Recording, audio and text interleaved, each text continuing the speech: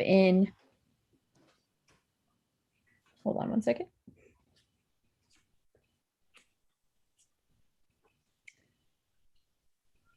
Three, two, one. In. Okay. Hello, everyone. I'd like to welcome everyone here today. I am Willie Davis, chairperson of the Human Relations Commission here in High Point, North Carolina. Today is December the 9th, 2021. I'd like to thank everyone for being here and thank you for your time and commitment. I'd like to start off by asking Ms. Taylor, Denise Taylor, if she would take a roll call to see, so we can see who all is here tonight. If you don't mind, Ms. Taylor, I'm gonna turn it over to you and ask for a roll call. Yes, Chair Davis, thank you. Commissioner Barker is absent. Chair Davis, Here? Commissioner Gilbert, Here. Commissioner Gomez, Here. Commissioner Hood, Here.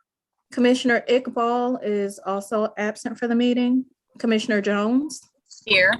Commissioner Manzi is absent for tonight's meeting. Commissioner McGregor. Yes, here. Chair Davis, I hand it back over to you. Okay. I thank you there, Ms. Taylor. I really appreciate that. I trust that everyone got a email from Ms. Taylor with our minutes from our review for us to review from our last retreat as for back in September. Has everyone had a chance to look at it? Yeah. Does anybody see any mistakes or any correction that needs to be made? Okay. Does anybody need any more time to go over it anymore? Okay. Well, with that being said, I'm going to ask for a motion to approve them, to approve our minutes for our last meeting. And I think Mr. Hollister came in. So can I get a motion to approve the minutes? I make a motion that we approve the retreat minutes. Okay, we have Second. Okay, we have a motion and a second. All those in favor, if we can again do a roll call by Ms. Taylor to approve our minutes. Yes, thank you, Chair Davis. Chair Davis, Yes. Commissioner Gilbert, Yes. Commissioner Gomez, Yes. Commissioner Hood, Yes. Commissioner Jones, Yes. Commissioner McGregor, Yes. Commissioner Barker, Commissioner Iqbal, and Commissioner Manzi are not present for the vote. So that does pass by a vote of 6-0. All right. Thank you. Thank you again. I appreciate it. And Okay. Commissioner Davis, if you don't mind me just making a quick point of order. The motion as stated by Commissioner Gilbert was to just approve the retreat minutes. We actually have a second set of minutes, so we'll need to have that. I should have caught that before we took the vote. I'm sorry about that. We'll need a second motion to approve the other set of minutes. Oh, thank you for the correction. I do apologize, and you are correct. So that would be for what, September the 9th, or what, the second, correct? The second set of minutes would be for what? Yes, the September meeting. Right, okay. And I apologize for that. Can we get another motion for our second set, which will be for September the 9th of 2021, correct, Mr. McCray? Is that correct? Correct. Now for, isn't it October's minutes? October was our retreat. So you made the motion to approve our October minutes, but it was because during our retreat, we normally approve the last month's minutes, and in our retreat, we forgot to do that. That's why we have. Okay. Okay. Yes, I apologize. So can I get another motion to approve our September 9th, 2021 meeting? I move to approve the September 9th meeting minutes. We have a motion by Mrs. Jones. Can I get a second, please? A second. And I have a second by Mrs. Gilbert. Okay. Can we get a roll call from Ms. Taylor for our minutes, please? Yes, Commissioner Chair, thank you. Commissioner McGregor, Yes. Commissioner Jones, Yes. Commissioner Hood, Yes. Commissioner Gomez, Yes. Commissioner Gilbert, Yes. Chair Davis, Yes. and Commissioner Barker, Commissioner Iqbal, and Commissioner Manzi are not present for the vote. This motion passes by a vote of 6-0. Okay. Thank you. Thank you. You're welcome. And again, I apologize for that. Okay. Next on our agenda is we want to talk about our January retreat planning. With that, I'm going to turn it over. I'm going to turn it over to Mr. McCray. If you would like to take the floor for a minute and while we talk about that. Sure thing. So we're in a kind of unusual situation. So let me just quickly explain that, which is that we normally do, it is mandated by our ordinance that governs the Human Relations Commission that we have 2 retreats each year. And typically we do those in January and July. This year, our July retreat got pushed back until October, which puts us in the feeling weird position where we had a retreat in October, and yet here we are going to have another retreat in January. So this is an opportunity for us to just get back onto the typical schedule that has worked in the past and continues to kind of help us drive this. So if you feel like we just had a retreat, that is perhaps normal because we did, and we therefore are going to be looking at it. So what this is doing, just to remind folks, since we just went through this, and also to share this with Commissioner Hood, who is not with us for the past retreat, is that this is an opportunity for us to develop our work plan that will drive our work for the full year. And so last commission, as you saw in the retreat minutes, last retreat, we delayed one and continued one work plan item question, which was what subcommittees will we have?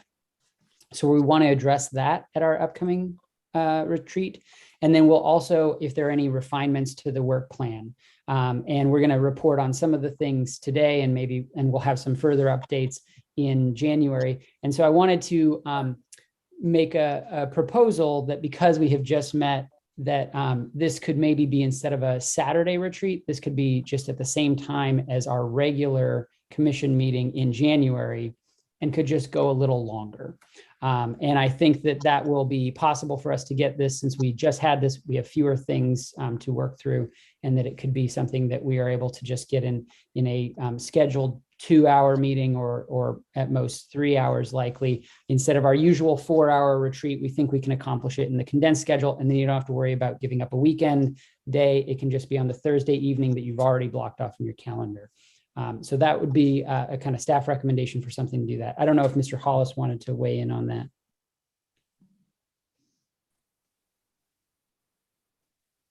I think he still may be having some difficulty. So with that, so I think what Mr. McCray is saying, instead of us coming in on a regular Saturdays, like we normally do, maybe just extend our hours of our regular meeting, just extend our hours if everyone's in agreement.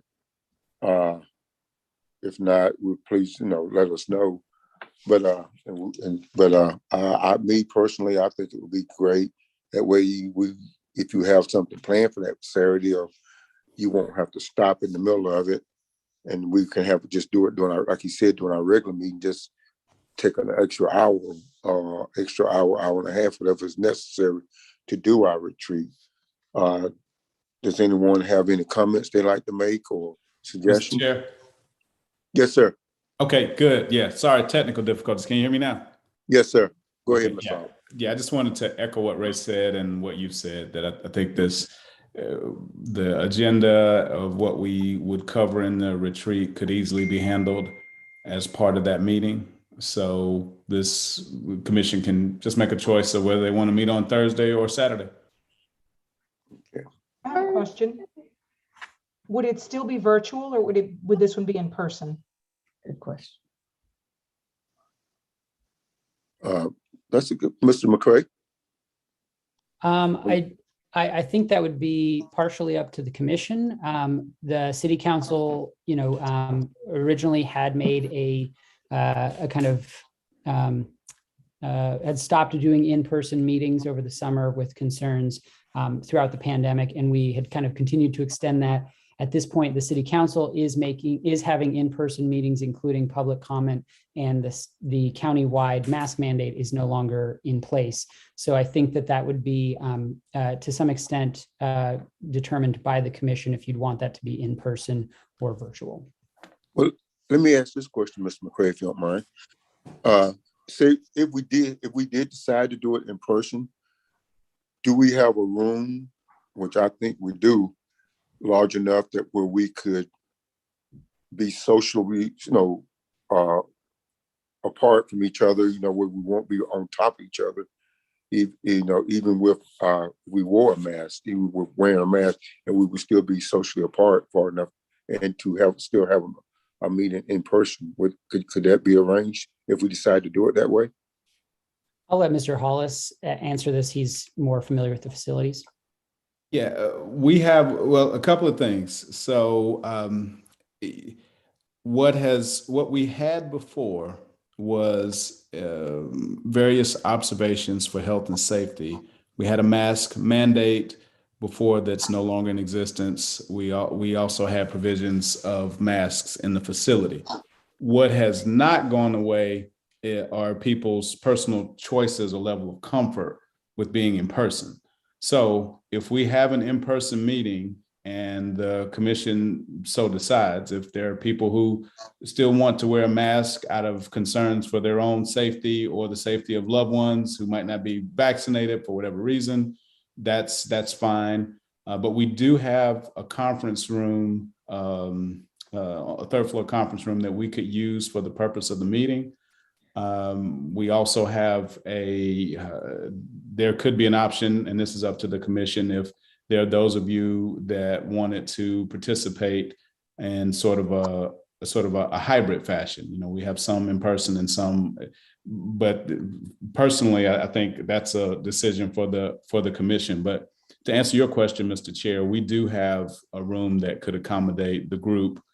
That is the third floor conference room right across from the elevator in City Hall. We could also use if I'd have to check the schedule, we could also, I think we have space in the council chamber itself, but the third floor conference room would be adequate for the size group that we have. Okay.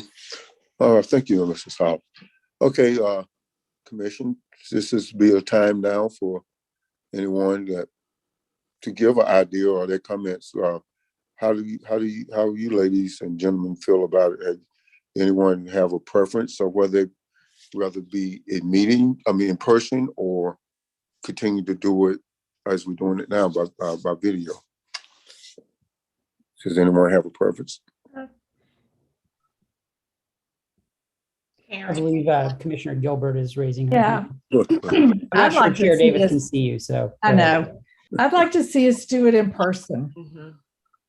I've been here a year and, I still don't feel like I know everybody. And it's just really hard, I think, to make the plans that we're trying to do on Zoom. I agree with you. Mm. I think, thank you. I think Commissioner Hood had his hand up too. Okay, go ahead, Commissioner Hood. Yes, I also agree. I would like to meet in person. I think it makes things more personable. We can achieve a lot more that way. Anyone else? I agree. In person is my preference. Maybe a hybrid may be a good option. Just that way, if someone doesn't feel comfortable, they're still able to come in, virtually. Okay. This is Councilman Johnson. I would agree as well about doing it both ways for those who do not feel quite comfortable. Okay, and for me, this is Chair Davis. I would love to see you guys in person, like let's give it said. It's been almost a year, and I haven't seen you guys, and I'm really missing y'all. So I would be fine with it, doing it in person. I really would. So do we need to take a vote with this? Something before Mr. Chair, excuse me, Mr. Chair, yes. I think Commissioner Gomez has her hand up too. Oh, sorry. Go ahead. That's okay. I just had a quick question. So since the mask mandate in Guilford County was lifted, are we expected to wear a mask in the meeting? No. What I said earlier was that each individual can make a decision about whether they want to wear a mask or not. So I think Mr. Chair had asked about social distancing and wearing masks. That's always an option, whether we have a mask mandate or not. But there's not a requirement that anyone wear a mask in City Hall or in Guilford County, as was outlined by the mandate. Understood. That expire.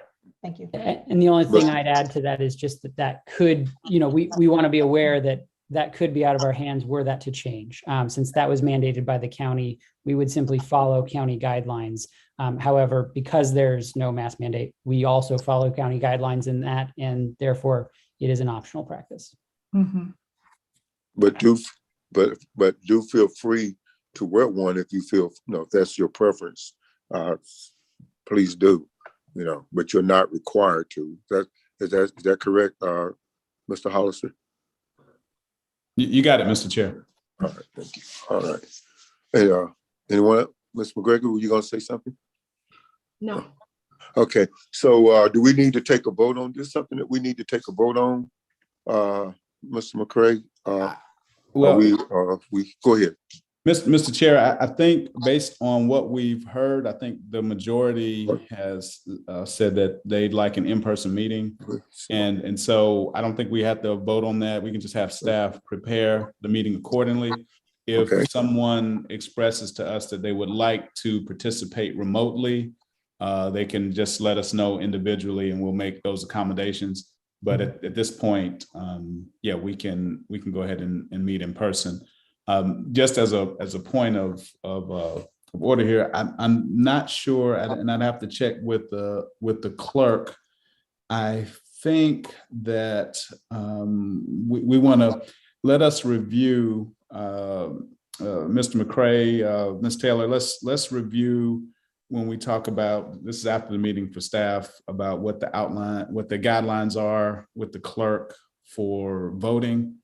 I'm a little we've had some stops and starts with virtual versus non-virtual. So let's go back on that and make sure we're clear so we can give specific instructions on the voting if we did have a hybrid situation or what have you. Let's look at that. But I think for the purposes of this, to answer your question, Mr. Chair, I think we're fine with going ahead and scheduling an in-person meeting. And if someone wants to contact us about joining remotely for that meeting, we can make those accommodations accordingly. Okay. And, Mr. Chair, the second part of that is that to make our retreat take place at the same time at our meeting, at our regular scheduled meeting, also does not require a vote because we already had announced the regular scheduled meeting. That's when the public would be expecting it. There's no need to kind of advertise that, if you will, otherwise, so we don't have to take a vote on it. Okay. Well, that's good. So it look like we will be meeting in person.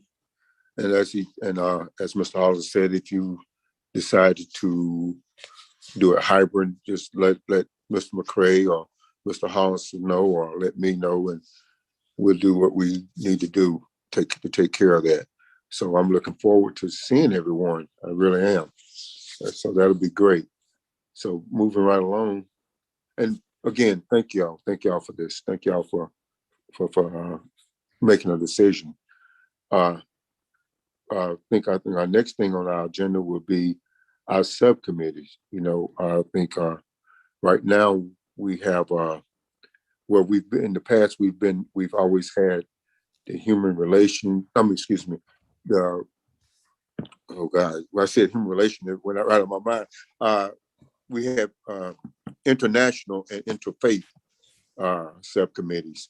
I think what we want to discuss now is if both those committees are still needed or still doing, serving the communities as they have in the past, or do we need to look at a different one?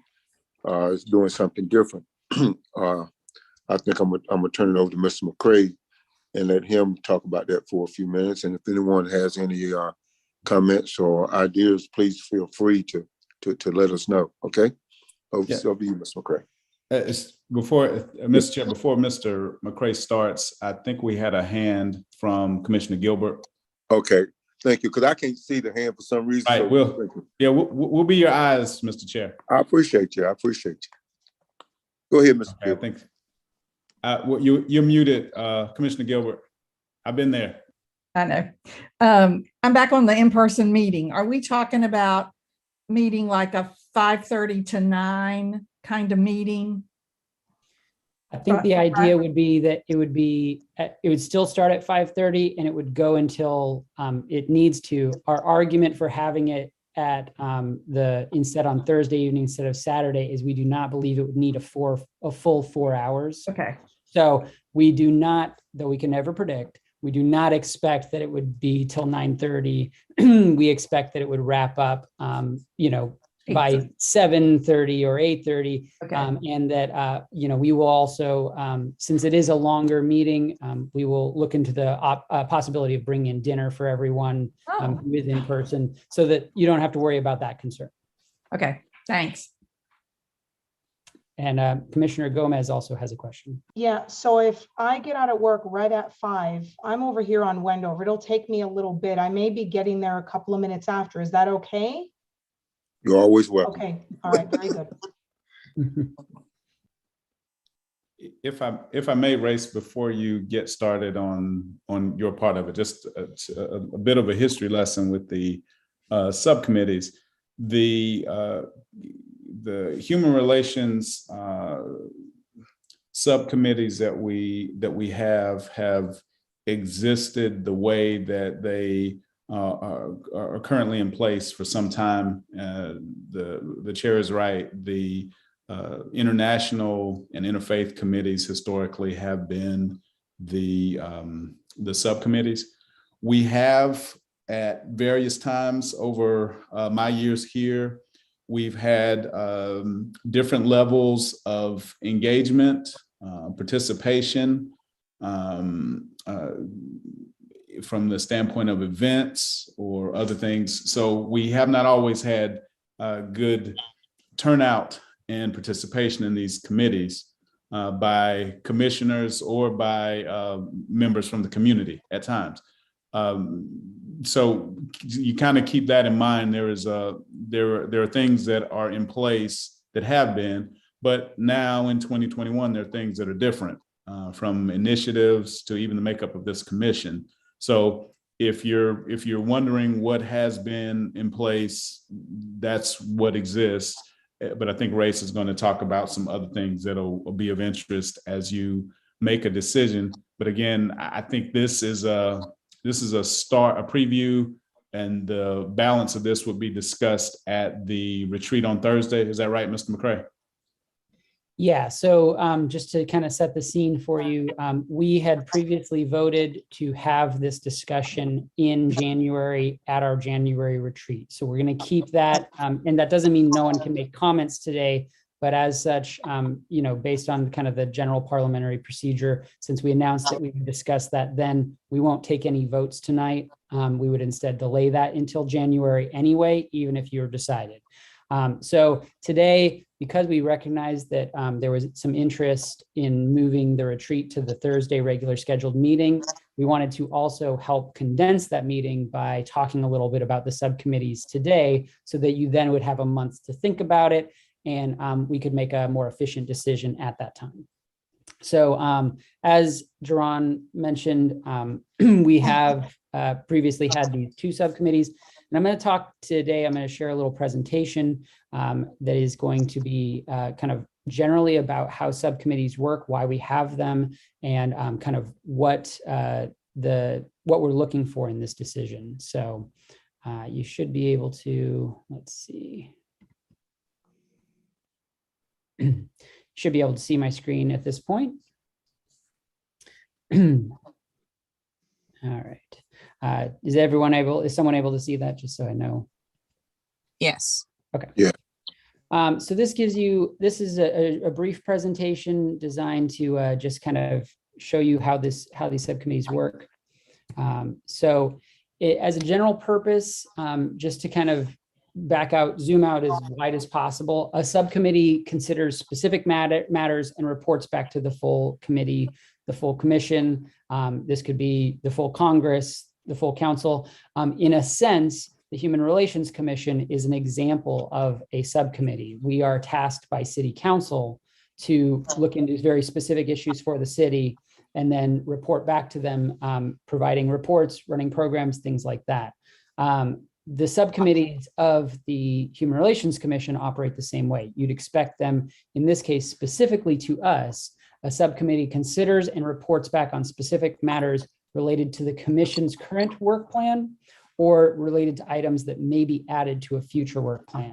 So you want to think of already these subcommittees as ways for a smaller focused group of folks to be able to look into an issue more deeply, whether that's research, whether that's talking to community members, things like that, and report back to the full commission in order to drive a work plan item or in order to understand how the community feels about something so that we can determine what work plan items we need. So for example, this could be a very specific thing, such as fair housing issues that we already know we're looking at, or it could be a broader concern, such as the examples we used, the International Advisory Committee, where it's more listening to members of the international communities within High Point so that we can understand what work plan items we might need to develop as a commission to address them.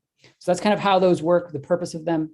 There are two types of subcommittees generally. One would be an ad hoc subcommittee. That's a temporary committee for a particular task, and it has an end date. That's a crucial component of an ad hoc committee. So we had an ad hoc committee that was looking at housing security this summer, running our fair housing and housing security workshops. We knew that it would have 4 meetings, that it would meet, report back to the general full commission for a vote. So that was a great example of that. A standing committee, which is what we're talking about tonight, is a permanent committee. And that's for a more generalized concern. And it's something that will continue in perpetuity. So it is something that you're going to want to be looking at, not just something that can we, for example, one of our work plan items is concerned about dental care and how do we get, more equitable dental care for those who cannot afford it. That could be a committee, but it would be unlikely once we resolve that work plan issue that we would still want a subcommittee about dental care. So that might be an example of something that you do not want as a standing committee. Importantly, a standing committee, the things we're talking about today, those require approval from City Council to have established. So we can't just choose to have a standing subcommittee about any issue because we like it. We can't, for example, have a standing committee that would be focusing on helping the Rockers win every game next season, because City Council is probably going to look at that and say that is not within the purview of the commission. They're not going to approve it. So let me just briefly outline. We've already mentioned this. Our current approach. Our current approach goes back a number of years. I don't know if it predates 2014, but it certainly was strengthened in 2014 when we did a program called Building Integrated Communities. And we identified these as 2 concerns. One was the International Advisory Subcommittee, so looking into concerns of our international residents. We decided that we would have someone meet with them and, kind of listen to what concerns the commission should be addressing. And the other one was an interfaith subcommittee. So it was meeting with multiple members of different faiths to talk about what are some broader, more general concerns that are driving faith issues in the city. And that was in part related to some specific concerns that were had at the time related to faith dialogues. Any questions so far? You can give me a nod if there's, okay. So I wanted to give you some other options. These are just some options I've selected. They are not to be interpreted as a recommendation of suggesting this is what you should do. And these are examples that I've looked at other subcommittees from other municipalities to say what other groups are there under human relations commissions. And broadly, these fall into two categories. One would be an affinity-driven group. So you're specifically focused on an identity-based issue, such as concerns about women. So I know that Greensboro is an example that has a focus specifically committee that meets to talk about the state of women in Greensboro. Other ones could be LGBTQ issues. Other ones that I've seen are, focus on disability issues and in the disability community. Those would be focused on the identity of the folks you're talking to. And the other side, of course, is issue-driven groups. So these would be looking at a specific problem that affects people across multiple identities, but that is looking at the problem itself. So we were kind of looking at this with housing security, the ad hoc group. That could be something that you turn into a standing committee to help address these issues as we move forward. The other ones that we know are issues in High Point include food insecurity. I've also seen ones specifically related to domestic violence. I want to be clear, though, and I'm going to talk about this just a little bit more in the next slide, that in highlighting domestic violence as an example, you want to be clear what the focus of this subcommittee is, because the way you define it will make it more broad or more narrow. And domestic violence is a specific example of this. I sometimes see this subcommittee described as a committee focused on violence against women.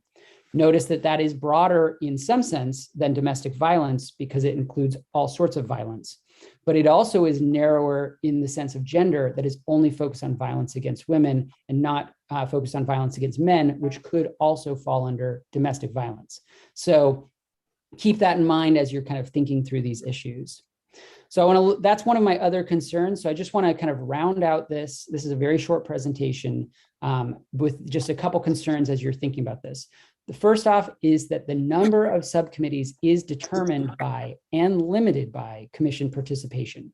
So these are driven by your work plan, but ultimately the structure of a subcommittee works is that we meet as the full commission, and then one member or possibly two members of the commission will serve as the chair of that subcommittee. And that subcommittee will be comprised of other members of the public, could include other members of the commission, could include other leaders from the local groups, things like that. But we could have 15 subcommittees if we wanted, but that would mean that of the 9 commissioners, some of you are sitting on more than one subcommittee. And that means you will likely have, in addition to our commission meeting, 2 other meetings throughout the month. That's unlikely to work in our experience. So that is why we have 2, because it generally fits the focus of 2, people who are very interested in a specific issue can head those committees and report back. So 1 or 2 commissioners has those multiple meetings, allows us to do the work. And then other commission members who are interested in those can also attend those meetings. So if we have 2, that means there are 3 total commission meetings, 1 which you would all be expected to show up to, and 2 others that would be expected the chair or other members of that subcommittee. So the other thing, just to highlight again, all of these must be approved by City Council since these are standing subcommittees. So anything that we select should be something that we know would be serving the interests of City Council, and that would be something representing your concerns as a city of why you were appointed here. So again, we don't want to focus on helping the Rockers win, though that might be in the interests of the City Council. I don't know. The third point is, the work plan and the focus areas of your subcommittee should align. So it is, if we want to have a work plan about, for example, fair housing, that we have that as a continued item, something we're going to be looking at as we approach, hopefully, presenting our recommendation to the City Council to consider us becoming a fair housing assistance program, then it might be something that we want to have a subcommittee focused on housing security issues. Because if that's going to be a work plan item, it should be something that generally falls in that focus area, and vice versa. If we're going to have a focus area that is specifically focused on interfaith issues, for example, but none of our work plan items will have anything to do with faith or bringing faith dialogues or discussing those things, that will ultimately cause friction between those 2 things. And the last point is that you want to, I was kind of getting at this with the narrow focus and the broader focus, is the broad focus areas are more flexible, but they risk a lack of coherence. So you want to make something that's broad enough to address any concerns you're finding and narrow enough that you know what you're listening for. International Advisory Committee is a good example here, that they knew which residents they were talking about, but it wasn't focused on just Islamophobia or concerns about folks from a specific country, anti-Canada sentiment, you know what I mean? Something like that. That'd be so narrow that if you had an anti-Canada, subcommittee focused on anti-Canada sentiment, if someone from Niger or Brazil comes, you'd say, we can't focus on that. We only look at Canadian residents. So you want to be more broadly focused. So that could include, for example, a social justice issue. You're looking at a subcommittee that's social justice. That would include a lot of aspects of that. Would probably not be too narrowly focused, but would still be social justice. So not focused on city accounting or Rockers baseball, things like that. So that would be a good example of one that might be successful in that way. That's the end of the presentation. Like I said, it's very short. If you have any questions, I will stop sharing as soon as I figure out how to do that because my mouse has gone missing. Okay, Ray, Ms. McCray. As far as our international, would you, and there, well, I think anyone else to chime in, how would you say that we're doing with that? You think, me personally, I think it's something that I would like for us to keep our international subcommittee, because we are known to be our international city here in High Point. So I would like to still be able to have a great dialect and reach out to different nationalities and things like that. Work relief and for people of other nationalities to feel like they have somewhere to come to, or and ask questions or seek help in some type of way. I would really like, me personally, I would like to see that continue. I think it's a great thing, and I think it's a great help for everyone concerned here in our international city. I was going to ask you what was your opinion, and anyone else. I would like for the rest of the commissioners to chime in on that, if they will, please. I agree with you, Mr. Davis. I've been working with the international community for a couple of years now, and I understand how much of an impact it makes on the community when people take the time to apply focus and to really understand the underlying issues that may be going on within those communities. I feel like a lot of their dialogue is drowned out, and some may feel like they don't have a voice. So being able to have a subcommittee like that is going to be vital. I think that that's something that we should stick with. Anyone else? So is it an active subcommittee? So, Mr. Chair and Commissioner Gilbert, so there have been, kind of like I alluded to earlier, there have been peaks and valleys of participation. So when let me give you a real world example. There were, has anyone here, see if you can work on your show of hands technology. How many of here have heard of our Ramadan celebration? Who's heard of that? So the Ramadan celebration is something that was born well, it seems like several years ago now, time flies, but there was a national crisis of anti-Islamic sentiment, and it was all across. And so one of the things that we decided to do as a commission was to have a Ramadan celebration. And it wasn't, sometimes we get into this slippery slope of faith and government, but it was an educational community experience. And what we were able to achieve there, that was one of our most successful programs. And what we were able to achieve was to help people understand that the people who are at your schools, that are in line at the car wash, that are getting produce at the grocery store, that we all have different backgrounds, but we're the same people. And it was a great cultural exchange, which is part of what a Human Relations Commission does. Right. That actually fell under interfaith, but the structure generally is that the committees those subcommittees that you have are versatile enough and flexible enough so that as you come up with issues out of your work plan, they can be passed to that subcommittee, and then that subcommittee generates a suggestion that comes back to the full commission.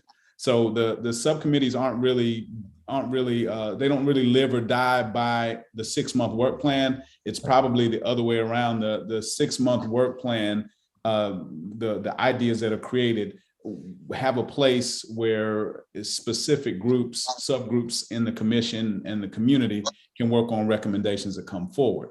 So when we talk about the success of a particular subcommittee, it really depends on the commission that was in place or the particular engagement from the community at the time. So anything, whether it's an initiative, I always tell commissions this: if there's an initiative, if you have a great idea and it comes to the floor and everyone votes for it, everyone that votes for it is also volunteering that they're going to help it be successful in some way.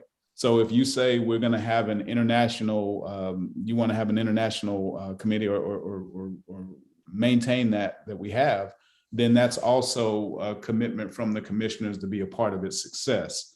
But things to consider, international is one, but one of the things that Race alluded to was our recommendation upcoming to City Council about our fair housing program.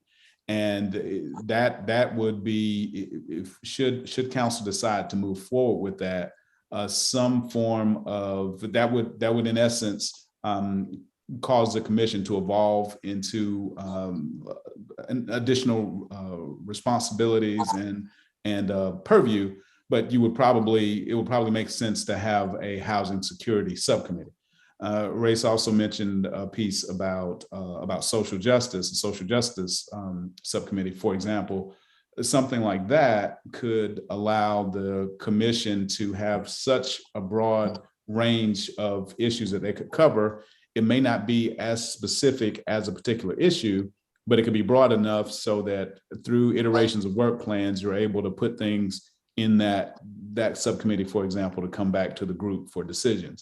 So international recently has been, I'd say, if you say out of the last 5 years, it's been pretty well attended at times, but then there've been times where it's been hard. And I think everything during the last 2 years has been a struggle, but just some good background information to help you as you bring your ideas and suggestions to that meeting next month.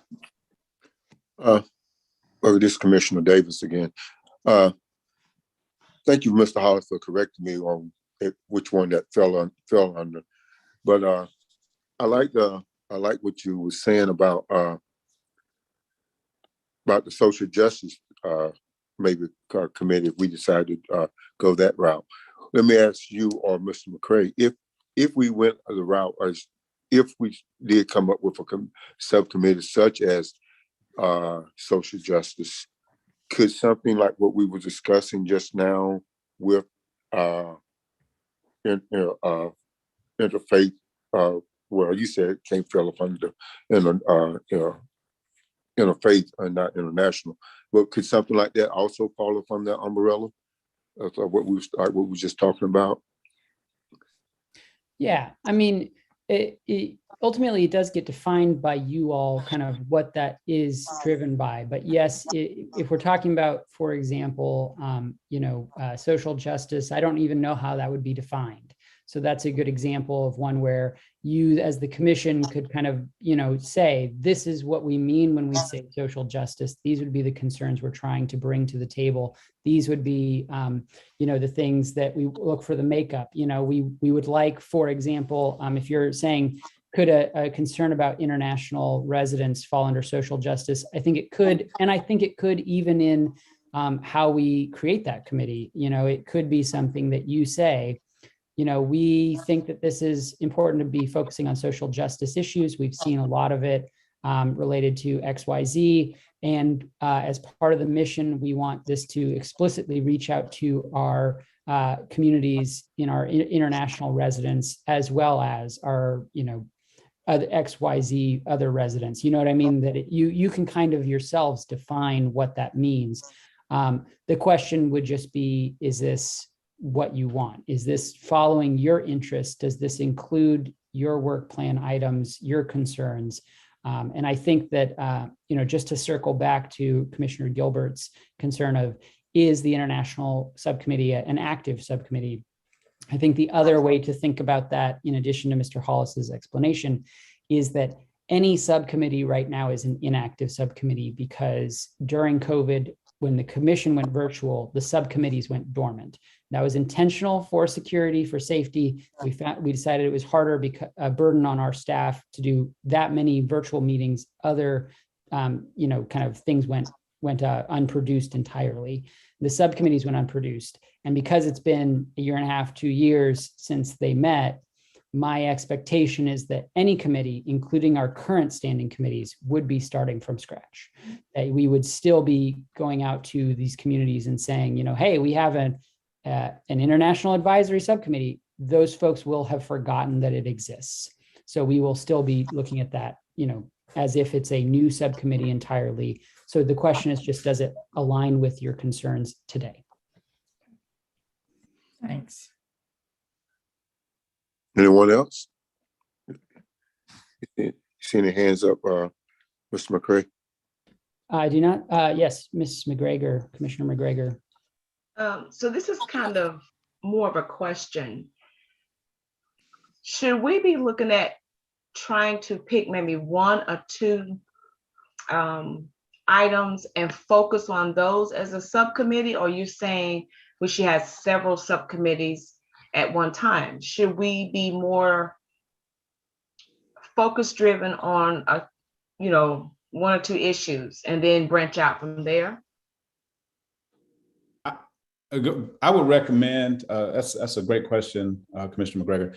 I would recommend, based on a previous experience, that, there be two sort of featured subcommittees, just for the sake of administrative, just efficiency, effectiveness, participation. It's hard to do lots of things very well, and so I think focusing on those one or two, but keeping in mind that it would be productive if those two reflect a broad sense of what the commission finds work. Now, and to be clear, this is a human relations commission. So you can look at, Races provided some information from other jurisdictions and things that people are doing. While there are some definitions that we can say, for example, what does social justice mean to you?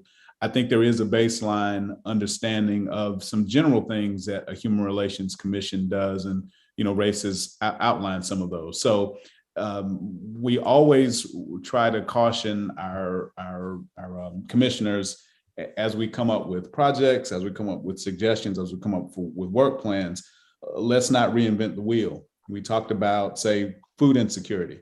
We have a great group in High Point and supporting groups that spend a lot of time on food insecurity. So if we were to start a food insecurity subcommittee, we run the risk of duplicating efforts. So think about, with our subcommittees, think about things, one, that are important to what you see as a group, but also think about areas where the commission can uniquely operate. Recently, we were talking about fair housing. No one else no other city departments, or not many other groups in the city of High Point were dealing with fair housing. That was a space where council had asked the commission to operate uniquely. So we are looking at for a commission and for these subcommittees, looking at unique spaces where the commission is able to make a difference and add to some of the things which would be equity, quality of life, those kinds of things that a human relations function would normally include. So, it would be unfortunate if we had a painting subcommittee or a sneaker subcommittee, or I'm being facetious, but there are some general guidelines, and maybe with some of the examples that Mr. McCray provided, and maybe some research that you want to do for yourself, maybe be prepared for that next meeting to have one or two that speak to you in relation to some of the definitions that we've established, and that would probably save us a lot of time working through suggestions and ideas. And I'll merely add to that, non-facetious examples would be like economic development. There already is economic development committees in the city, even though economic development absolutely impacts residents' lives, residents, concerns about so many things. That's a good example where we would be duplicating efforts, where it's not as useful for us to focus in quite that way. So, Mr. McCray, let me ask you this. Can you give us some, maybe a little bit of a rundown on the social justice? Like you said, the Social Justice Committee could have a broad umbrella. What else could be under that umbrella, such as other than human relate? I mean, the subcommittee we were talking about. What else could be under that? Mr. Chair, prior to your question, we had a couple of hands from commissioners. Maybe their questions are yours, and we could handle that way. But I see Commissioner Hood and Commissioner McGregor. I see those hands. Are there others, Mr. Hood? So, just to confirm, we're wanting to pick topics, macro topics that are big enough and broad enough to where we can create micro topics under them, just to confirm. So for instance, I think that social justice is broad enough to where something like fair housing can go under social justice. I just want to confirm that I'm understanding it correctly, that we need topics and subcommittees that are broad enough to where we can put micro details under those subcommittees. That's correct. That's correct, Commissioner Hood. You got it. Commissioner McGregor. In addition to that, I think also collectively as a group, whatever we decide to come up with, it needs to be something, in my opinion, that is practical and is doable. Because if not, it's just going to be a lot of conversation. Right. And I think the purpose, and I may be speaking out of turn, but I think the purpose is for us to find a project, do the work, and then pass the information along, check the box, and move to the next one. Am I overstepping with that? No, that's correct. And that's a great kind of harkening back to what I was saying about the focus areas of your subcommittees align with your overall work plan. So, if we were to have, say, a social justice committee, that obviously still relates to the equitable dental care that we put on our work plan, because that is specifically affecting people in that particular way. And you wouldn't then want to have a discussion about an hour-long discussion about what social justice is. Instead, you would identify, well, one aspect of this would be in practice, equitable dental care. Let's use that as a work plan. Here's a small thing, just like we did in our retreat, and kind of help you focus in on that. So they are intended to narrow as well as expand. You want kind of both, and the question is just finding that happy medium. You see any other hands raised, Mr. McCray? No, sir. Okay. if no one else has any other questions, I think we're gonna move on, but let's for right now. So just think about our subcommittees. So when we do come to our retreat, that we can, we'll all have our ideas and know what it is that we want to, what we want and what we like to talk about. But with that being said, we're gonna move on to our next thing. We're gonna do our work plan update, Mr. McCray. So if you would, please. Sure thing. So this is just an incremental update on our work plan. Just to remind you, since we do have a new commissioner tonight, I want to just quickly read through our work plan. That was in the retreat minutes, but just identify those things. Item one was increasing the availability of accessible dental care in High Point. Number two was focusing on human relations ambassadors with our student population in High Point. And the third one was focusing on a youth program that would be somewhat similar to Midnight Basketball. I don't have any updates today on the Midnight Basketball program, but we will try to have updates for the retreat. I do have updates on the other two. I'll start with the Human Relations Ambassador program, which is that I just wanted to make a suggestion that we look more fully into actually developing a youth council. This is something that was brought up as a priority for us to consider by our city leadership, is kind of just asking that. And I wanted to open that if that was something of interest to the commission as kind of a way to rethink that ambassador program, or if we liked where the ambassador program was headed. Well, I know in the past we've had, what was it? I think, what was it called? Yeah, I think it was what it was. In the past, Mr. Chair, Student Human Relations Commission. Student Human Relations, that's what it's called. Yes. Thank you. Mr. McCray, my question was going to be, how would these students be nominated, or would we do it like we done in the past with our liaison picking next students, or would we make recommendations, or how would that look? I think if we wanted to discuss the components of a youth council, I think it would be best if staff could come back with a presentation to kind of give you a timeline. But essentially, I think, if I'm not mistaken, I think Mr. McCray wanted to get it on the radar, but we'd probably have a discussion as staff and try to figure out what we want to, how to best present the information for the commission to decide on. I think Commissioner Hood had his hand raised. Is there a particular age range that we're looking to focus on for this youth committee? I think that would also be, so just to kind of clarify, what I'm trying to say is, that I think I worded poorly, is that when we have begun discussions with city leadership about a student ambassador program, the question was, why is this not a full youth council? What was the preference to have ambassadors who would join us for our commission meeting, as opposed to a council that would be independent and would be focused exclusively on issues for students?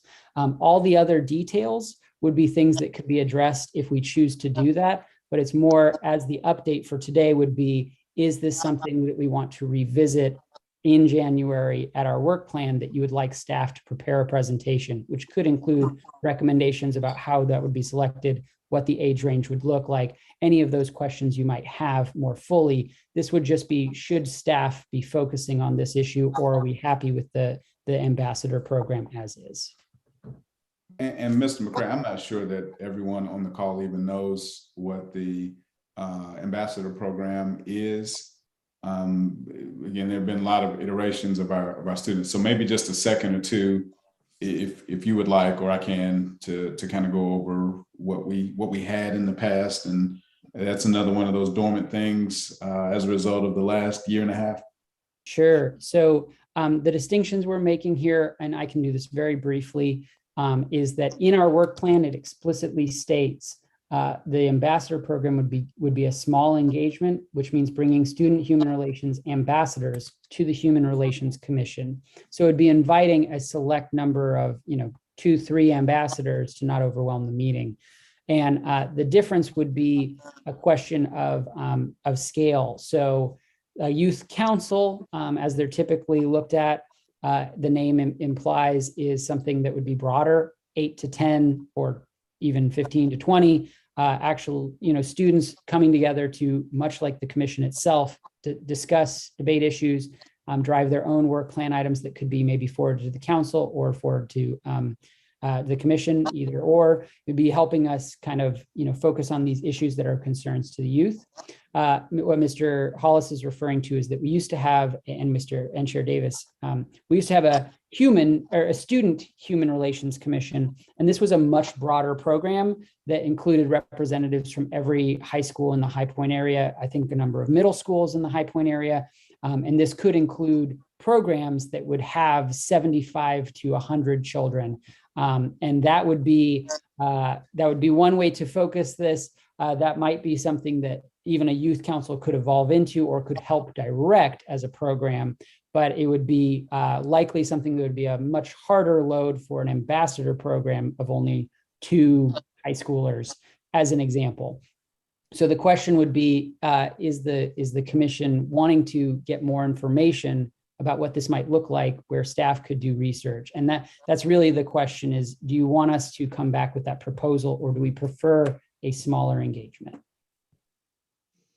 And I don't know if Mr. Hollis has more to say about the history of the human. I'm glossing over a program that, by the way, received national recognition and was an amazing program. So I don't want to minimize it and suggest that it was something I can sum up in a sentence or two. It's just one of those things that I wouldn't want to, express time of the commission if that's not an interest. Well, I think for the purposes of this meeting, I think you've covered. If there's some interest in the commission getting more information or hearing a staff presentation at the retreat, we could definitely do that, Mr. Chair, if that's the desire of the commission.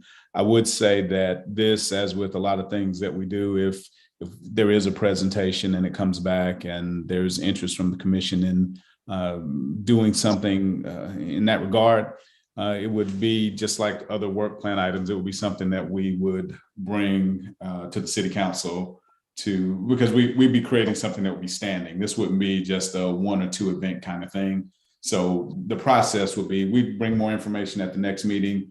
If it were something that received lots of interest, then as staff, we'd make a request or recommendation to council based on the commission's wishes. So that's all I would add to that. So, Mr. Chair, we can get some direction on whether the commission wants to hear that information, and then we can let Race get back to his other checklist items for his agenda. I would definitely like more information. Well, I'd like to hear from the other commissioners. Would anyone else be interested in hearing more information? I would definitely like to hear some more information and explore that a little bit further. So would I. I agree. And Commissioner Gilbert also raised her hand as well. Okay, well, I think we have a majority that would like to have more information. So, Mr. McCready, we're going to leave that up to you. Okay, and we can put that on the agenda for the retreat then. Yes. The second update item then is a simpler one, but or more straightforward one, I should say, which was the interest in accessible dental care in High Point. One aspect of that was specific is that we were asked to reach out to community leaders and partners, especially at GTCC and HPU, and particularly HPU. And the reason for that was that we were aware that they are starting a dental school. So I reached out to the dean of the dental school, Dr. Scott Gerasi, and he was able to provide me a lot of information that I wanted to just share with you all. They are planning to open in 2023, so it is a year away. However, this seemed like it would address some of our concerns. They are working to own and operate multiple dental clinics in the High Point area so that and working with other dental clinics not owned by HPU, and also including a surgical operations center. And they're going to be working also directly with the community health clinics to provide pro bono care per our consideration. So they expect that 10% of their students approximately might be located at these pro bono clinics, which will increase the free dental care by the estimate would, they don't have an exact estimate, but he said comparable universities, it typically offers roughly $2 million worth of free dental care a year. So that would be a huge increase. I think that if knowing that that's coming might change the commission's approach to this topic. So I want, to open that for discussion with that information, kind of, I don't know how that shapes what your concerns might be as we approach that as a work plan item for 2022. Yep.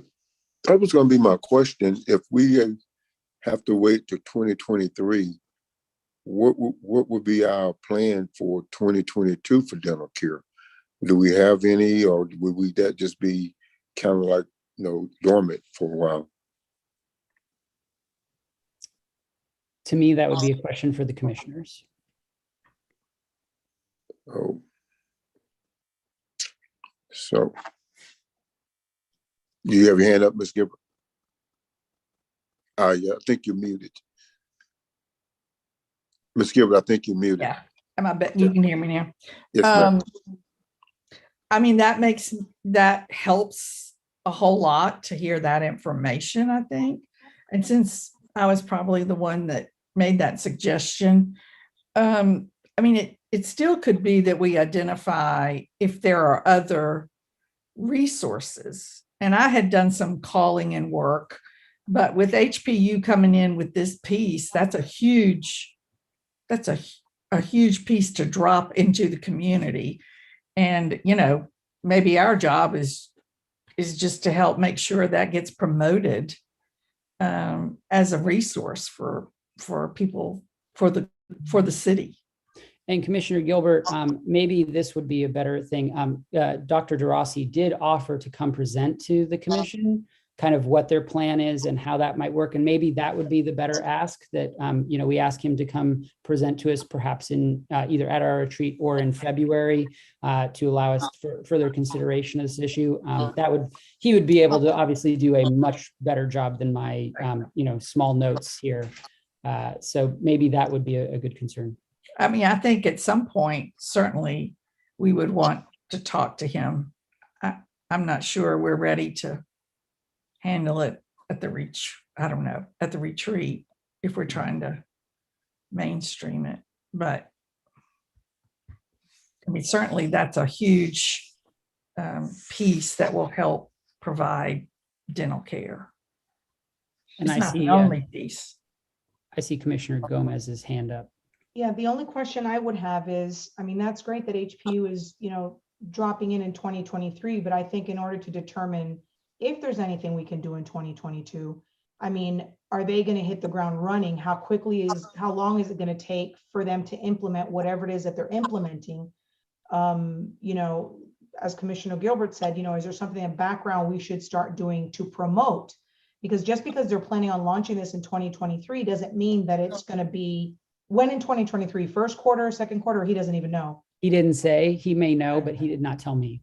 Yeah. So, I mean, without knowing that, I don't know that there's anything we can do other than maybe have something else going on until that happens. Because even if it starts in 2023, how long is it going to take for it to fully get going? You know what I'm saying? Good question. And Commissioner Hood has his hand up. I also agree with Commissioner Gomez. I feel like if that's our focal point, and we know that that's going to be one of our partners and implementing the strategy, and that's in 2023, I think that there's other things that we can focus on in 2022 that we can have a direct and immediate impact on and prepare for the rollout for 2023. We can kind of do it as a, in the background type of thing until 2023. But I definitely think that there's other things that we can put our focus on for next year. So just to clarify, it sounds like there would be some interest in me inviting Dr. DeRossi to come present to us to help us make that decision. And I heard from Commissioner Gilbert, and just want to confirm this, if this is how the commission feels, that that would maybe be best in February so that we can define our work plan items in January at our retreat, but then we can hear that update to decide how that affects that decision in February. Is that correct? You're talking Ms. Gilbert, correct? I'm talking to the whole commission. I mean, okay. everyone can weigh in on that. Okay, I agree. Yes, I agree. But yes. But Ms. McCray, let me ask you this. You had mentioned something about GTCC, is that correct? They also have a dental program, not an actual dental school, but I know Ms. Taylor has done some research on that. She might be able to summarize briefly some of that. Yes, thank you. For GTCC, they actually do clinics on Tuesday and Thursday. They offer specific dental services at free or minimum charges to members of the community, and that includes Jamestown, High Point, and Greensboro. You just call and make an appointment, and they also have a mobile dental service. I'm just not sure with COVID how that's operating right now, but they do already have an existing program that they offer low cost, standard preventive dental care to members of the community.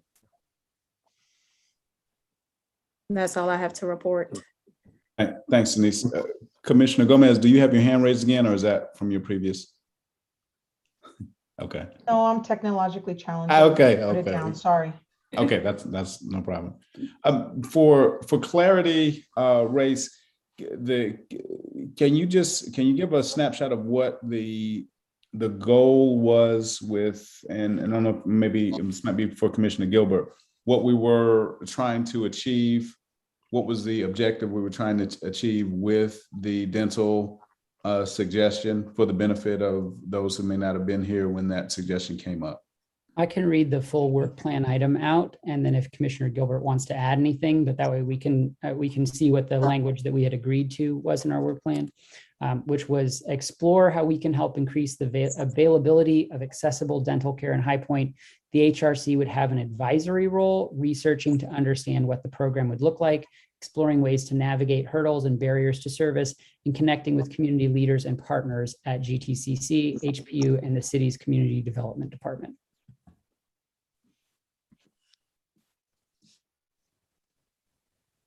Commissioner Gilbert, anything that you wanted to add to that?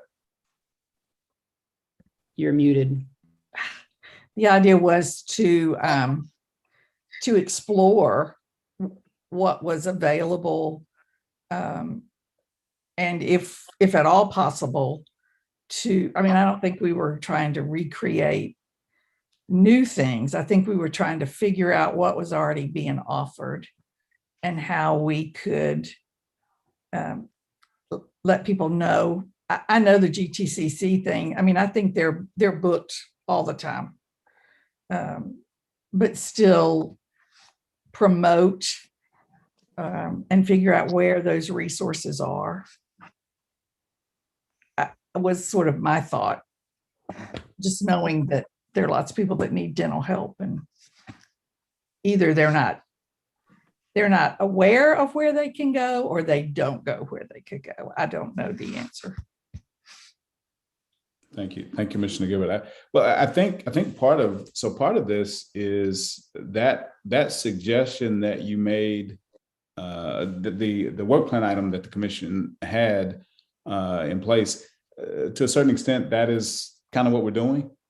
The information that we're bringing back, talking about what's going on with GTCC and what's going on with HPU. And from an information gathering standpoint, I think the information that we've gathered is that there are existing and future programs that are on the way, that there might be space for additional partnerships with the connections and possible presentation from High Point University.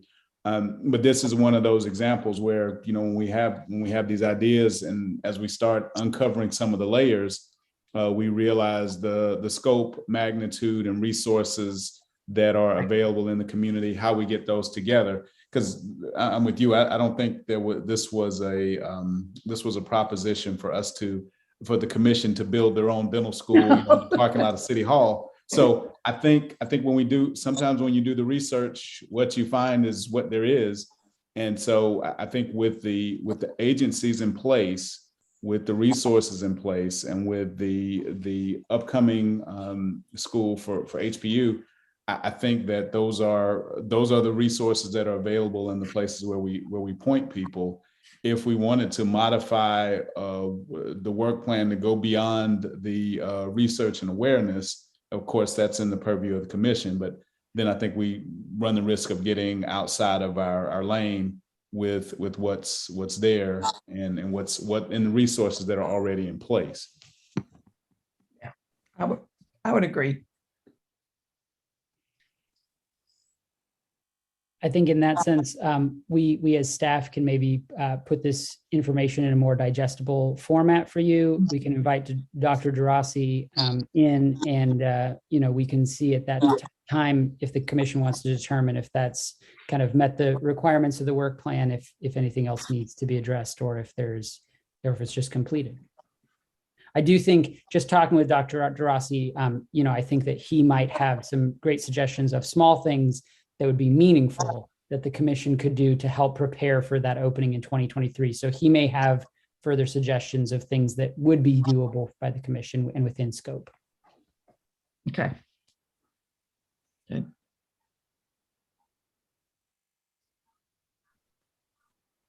Anyone else? I don't see any other hands, so I can give the last kind of work plan update, which is our previous work plan, just to give everyone a sense of where we are with fair housing. We are currently, we just finished a draft of our ordinance, which is, the law that would be passed to fulfill the recommendation.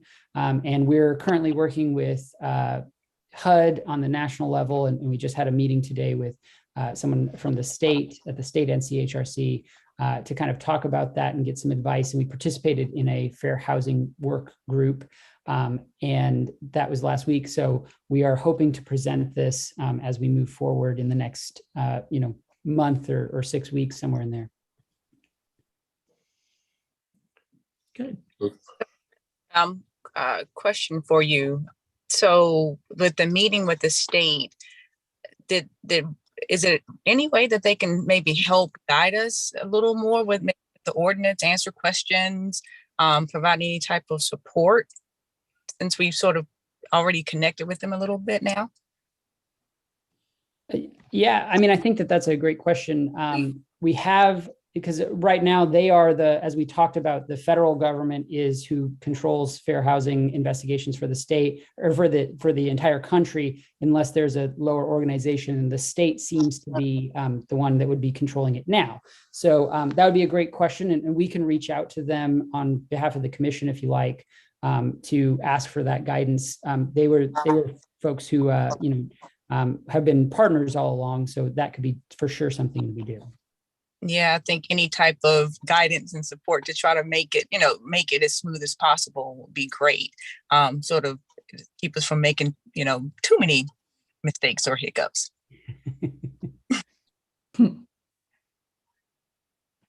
Yeah. I think one positive outcome of this has been that there have been agencies that have been willing to support us. Municipalities, people that are in this space that have been supportive. And so I think that's a great suggestion. So what we can do, Madam Commissioner, what we could do is have reach out to the state on behalf of the commission and track down some of those requests and report back where that is. But yeah, we're really close to working through some of those things. So a lot of this support and help can only, at whatever point, would only serve to make us even that much more successful. And I can maybe follow up and report back as necessary on where that goes from that request, since it comes from the commission. Thank you. Okay. With that being said, this is Chair Davis again. I would just like to thank everyone, staff, and especially staff, for all the hard work they put into this. I would like to thank the commissioners for all the work that y'all put into it and helping us get this going and maybe getting this to council. I really do appreciate it. I think it's something that was very needed. I think it's something that's very important to our city. So me personally, I just like to say thank you to everyone. And with that, To our chair, I do have a question. go ahead. All right, Councilman Johnson here. Quick question. How soon will this be reviewed by legal and presented to council? That's a great question. And Mr. Hollis will probably want to give even further guidance, but I know that we have been working hard on the presentation and on the ordinance. My understanding, we had a preliminary review internally, and it seemed like we're in a really good spot. We do need to finalize a few issues, but my hope is to get that to legal as soon as possible. And, at that point, then I think it could be reviewed, whenever it's determined by the management and the city attorney. That's a great question, Mr. Councilmember Johnson. I think sometimes we have our nose to the grindstone, and you hear the noise, but you can't see the final product. So that's a good check-in on us. I would echo what Mr. McCray said. Now, from a process standpoint, what we can definitely do in response to that question, we can make sure that we have something that is reviewable to get to our legal folks, and then we get that to our legal folks, and then once that's done, we could, of course, have that ready at some point to fulfill what council asked us to do, to come back with a recommendation. So that could and should be something, barring some kind of lapse, that I would see would be no later than our one of our January meetings. But that's something that we can definitely move forward, and we will have some of those conversations in the coming days, and circle back to you and the group about those next steps as quickly as possible. Thank you for the question. Yes, sir. Thank you. Definitely appreciate it. And Mr. Chair, I don't see any other discussion. That is our final work plan update. Okay. With that being said, then we're gonna move on. Let's see if anyone else have any additional items to discuss, or anyone has any announcements they'd like to make. For one, I'd like to start off by welcoming our new commissioner, Mr. Hood. If you would, you'd like to introduce yourself and maybe tell us a little bit about yourself. Sure. First, I would like to thank you guys for having me. It's an honor. I'm really excited to be a part. Giovanni Hood, and my background includes fundraising for nonprofit organizations through fashion show production. I've been producing fashion shows since 2013 to help organizations raise funds. It's my passion. It's what I love to do. I'm big on just giving back. I have a big heart. I love being involved in the community. I love being innovative and thinking forward and always finding new solutions to things. I'm very happy. Race actually told me about the Human Relations Commission, and I'm thankful that he did. And I'm excited to just apply myself here, and excited to have seems like a good group and a good team of people. Well, thank you. And again, welcome aboard. We'll all be looking forward to working with you. Again, I have Chair Willie Davis, and I think you met every one of about 3 other people, but I'm sure you'll get to meet them also. So anyone else have any announcements or anything they'd like to say? I have two quick invitations for the commission. As we mentioned, we've been working closely with the state on a number of things, and the state North Carolina Human Relations Commission is having their meeting for all of the local commissions, which is happening next week. You received that in the email update that we sent to you all. This is not a requirement that you as a commissioner show up. I want to be clear about that. It is an optional thing, but it is a great opportunity to see what is happening across the state, and potentially kind of connect with other commissioners from other municipalities, see kind of what concerns are happening both at the state and in other local levels. It is since it's not a meeting they do very often, it is a long meeting. So it is 4 hours and it is in the middle of the day. So it's 9 a.m. to 1 p.m., I believe, next Tuesday. So if you're interested in that, information about that is in our email that we sent out to you with the chair agenda, or with the agenda, with the retreat minutes, things like that. But I'd love you to consider that. Both Denise and I will be attending. So, if you want to join us, we'd be happy to have you, and we will potentially report back if there's any interesting things that we're seeing. The other one is a request that comes from both me and Commissioner Manzi, who cannot be here, that we are participating in what is called the PIT count, or the point in time count, which some of you may be familiar with. This is a federal single day count to try to account for all folks who are experiencing homelessness at that exact time in America.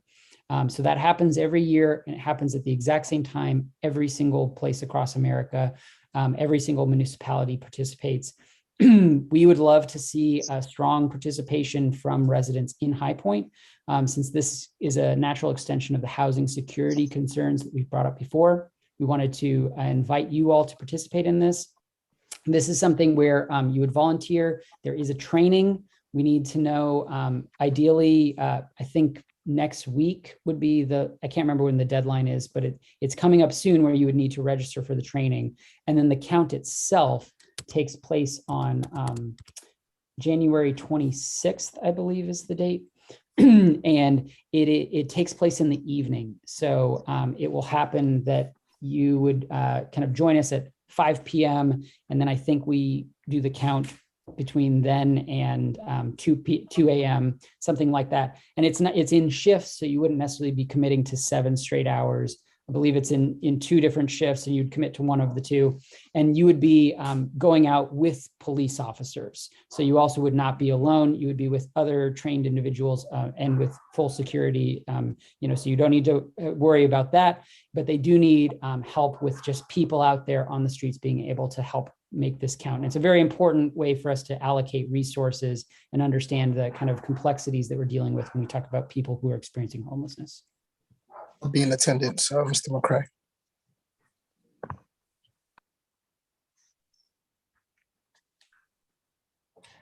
And I think Commissioner McGregor has a hand up. Did you say that the information it's in the email where we can register? The email has information about the statewide HRC meeting where you can register. It's an attachment, I believe. Yeah, I saw that. I was talking about the PIT count. Right. That I will send out separately. Okay. We wanted to actually present and talk about it in case there were questions as we were going around. So I'm here to answer any questions if you have some. But that is something I'll send out separately to say, if you're interested, here's the volunteer form. Yeah, I'm interested. Okay, excellent. And this is Chair Davis. I'm very interested also. But let me go back and ask you one other thing. We was talking about the meeting for next Tuesday. Where is that going to be located at? It's online. Oh, online. Okay. So yeah, so it's on Zoom, 9 a.m. to 1 p.m. But you need to register ahead of time. So if you're interested, you can see instructions for how to register. You'd register with our contacts at the state. We do not manage that in any way. Okay, I understand completely now. Okay, thank you. Anyone else? Mr. Chair, before we close, I want to recognize the folks behind the scenes that help us make this happen, in addition to all of you being here, taking up your time of the evening, and of course to our council member, Tyrone Johnson.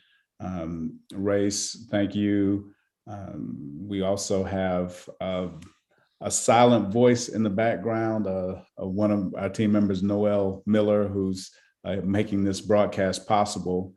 And of course, as always, Denise Taylor's writing or recording something even as we speak. So I just wanted to recognize those folks and thank everybody for participating today. Yes, and I'd like to echo that also. And I also like to thank you, Mr. Hollister, for all the work you do and participating with us also. So we appreciate that also. I do, I really do. And for keeping me straight. Full-time job, Mr. Chair. I do appreciate that. Does anyone else have a hand up or like to have anything they'd like to say? Not that I see, Mr. Chair. Okay, with that being said, I'd like to ask for a motion to adjourn. Can I get a motion to adjourn? I make a motion to adjourn the meeting. We have a motion by Ms. Who's at the second? We have a motion by Ms. Aaron. Smith. Okay, we have a motion by second by Ms. Gilbert, I believe. Gilbert. Ms. Gilbert. Okay. Can we take a roll call, Ms. Taylor, to get a vote, to get a count on that? Yes, Mr. Chair, thank you. Commissioner Barker, Commissioner Iqbal, and Commissioner Manzi are absent for the vote. Chair Davis, Yes. Commissioner Gilbert, Yes. Commissioner Gomez, Yes. Commissioner Hood, Yes. Commissioner Jones, Yes. Vice Chair McGregor. Yes. Motion passes by a vote of 6-0. Everyone have a good night. Everyone. Merry Take care. Good night, Christmas. everyone.